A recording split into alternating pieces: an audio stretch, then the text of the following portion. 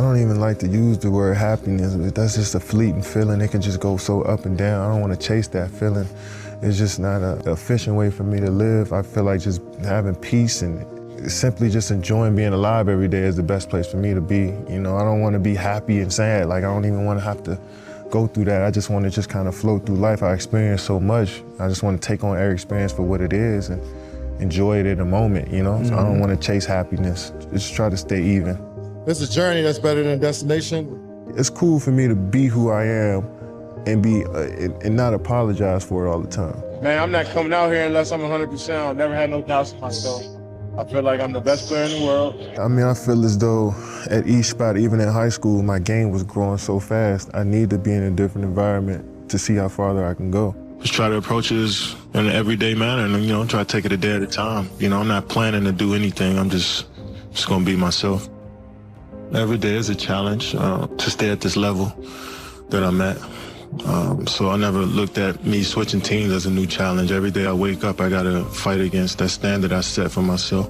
I felt like it was a time for a change. That was never my mentality ever, always to win the game. And, you know, I appreciated people like respecting my game, but I was like, I wanted more for myself. When I dive into something like that, with that level of focus, I don't want to be anywhere else in life. That's the most enjoyable experience I ever had after that first one. Try not to compare. I just, each stop along the journey has been, I don't know, it's just been tailor-made for the moment, I guess, you know.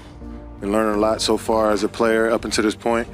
So I think I'm starting to put everything together out there on both sides of the ball. And I'm not looking at points or shots that I get up. It's just how focused I am at each possession.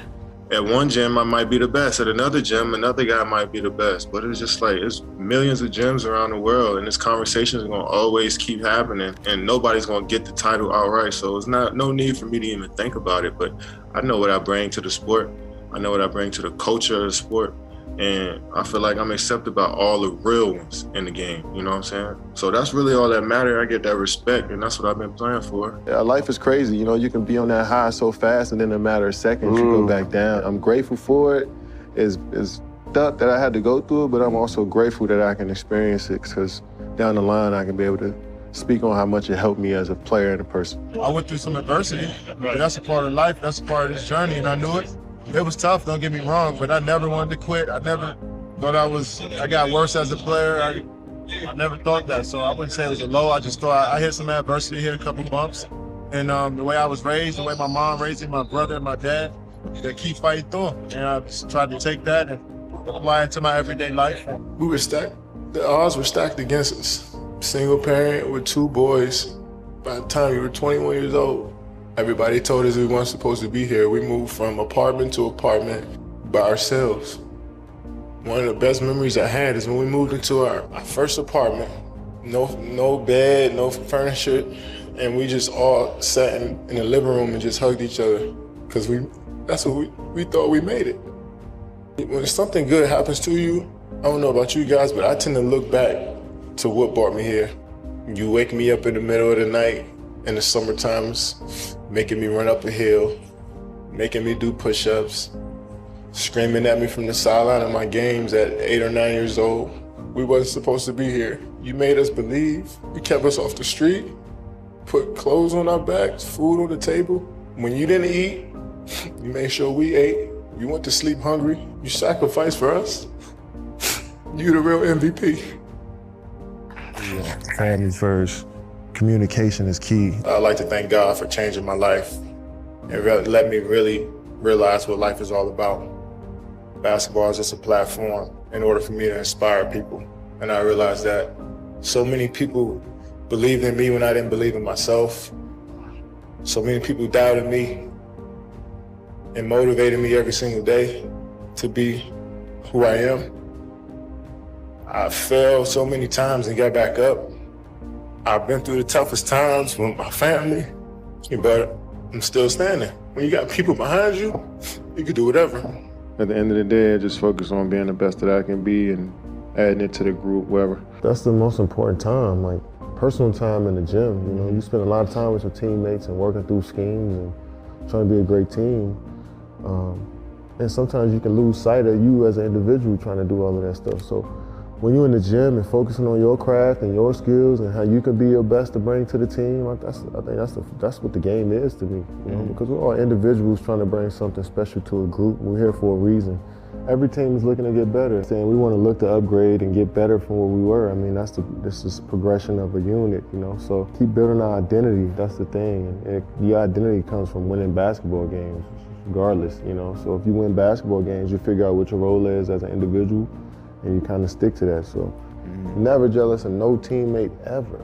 Well, our only goal is to be the best version of ourselves every single day individually and bring that together and work as a unit. And outside noise from people who are hoping that we fail, hoping that they see a show or get entertained by some drama. I mean, we can't control that stuff, you know. So we just worried about, you know, who we are individually and then bringing that together as a unit each and every day. Only the people in this building matter. It means nothing to me because I still got to get up and work on my game even though I don't want to. You know what I'm saying? So it's like that noise around me, don't stop talking like that. Like, I don't give a f about if I'm the best player in the league. I know what I bring every night. No crying over spilled milk. It's about how we can progress and get better from here. I definitely used to have crazy anxiety wondering how I was going to play the next day or the next series, you know, and it used to drive me crazy. You know what I'm saying? And for my mental health, I guess, it's easier for me to have this approach of just, you know, waiting to see what happens and then falling back on the work that I put in, you know what I'm saying? And if I fall back on that work, then, you know, I don't have to worry too much about what happened. I already know it'll come naturally. Try to play and try not to worry about it. If it happens, it happens. You know, sometimes when you tend to focus too much on not getting injured, you probably go out there and get injured, you know. So I just try to go as hard as I can and live with the results. Yeah, I see more issues if we're not focused, you know what I'm saying? If we're not locked in on the game plan more so than anything. Once we got a good game plan and, you know, we follow it to the T, you know, we understand that life is also bigger than this. So, like, if I'm telling you to, like, get your ass in the corner, it's not that I don't like you. It's just that, you know, that's what we need for this play to work. I wasn't expecting to be a happy human being from a title. I was just expecting, like, you know, the ending of a movie. Once you work so hard and everybody tells you, like, yo, this is what you need to be working for, is this gold ball and these rings. And I'm just like, all right, cool. Let me lock in on that. And I locked in on wanting to achieve that, but I also realized it's a lot of stuff that factors in it that's out of my control. And once I won a championship, I realized that, like, yo, my view on this game is really about development. Like, how good can I be? You know, I was just thinking like that, man. So to hear all of this stuff about I had ulterior motives and I was selfish, and I was just like, man, that hurt more than anything. And I was really opening myself up and trying to build relationships with everybody there. So it felt like a slap in the face, but, you know, then a certain side of me is like, well, I'm supposed to expect that. Like, I don't expect these people to be my friends. Yeah. Like, that was my fault at the end of the day. So I shouldn't have opened up that much. I shouldn't have expected them to be, you know, cool and quote and be friends with me or to do right by me. You know what I'm saying? So yeah, I felt like, yeah, of course I felt hurt from it, but you know, it's a lesson learned. Kevin Durant's favorite quote is, "Hard work beats talent when talent fails to work hard." What does that quote mean to you, Kevin? It means no matter how good you are, if you don't work hard, nothing will happen for you.